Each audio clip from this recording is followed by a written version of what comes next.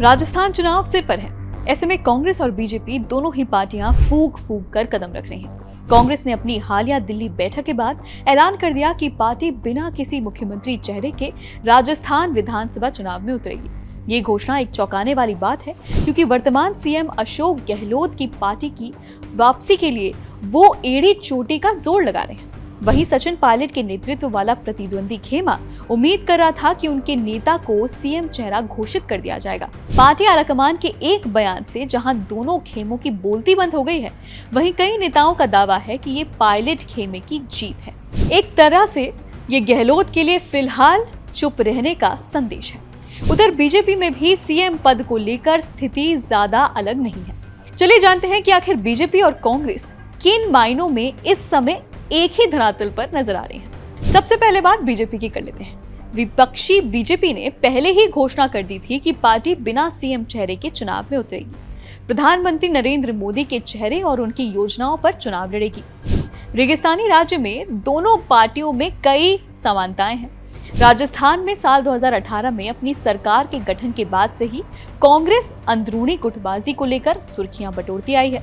ऐसा ही कुछ हाल बीजेपी का भी है, जहां पार्टी गुटबाजी से निपटने में जुटी हुई है। जहां कांग्रेस में झगड़ा गहलोत और पायलट खेमे तक सीमित है, वहीं बीजेपी में ये अलग अलग खेमों में बटा हुआ है, क्योंकि सीएम बनने की चाह रखने वालों की लंबी कतार है। पार्टी सूत्रों ने कहा है कि इसलिए पार्टी सीएम चेहरे का नाम बताने से कतरा रही है। कैसे इस मुद्दे पर साथ आए बीजेपी और कांग्रेस, ये जानना बहुत जरूरी है।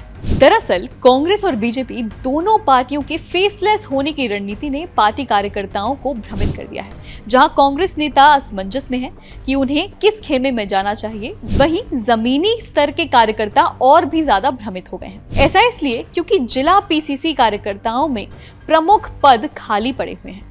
ऐसी ही दुर्दशा बीजेपी की भी है, जहां नेताओं का झुकाव विशेष खेमे की ओर है और इसीलिए पार्टी एक कोई चेहरा पेश करने से कतरा रही है। हाल ही में कोटा में वसुंधरा राजे की वफादार प्रहलाद गुंजल की ओर से बुलाई गई एक रैली में पार्टी के दिग्गज नेता नजर नहीं आए।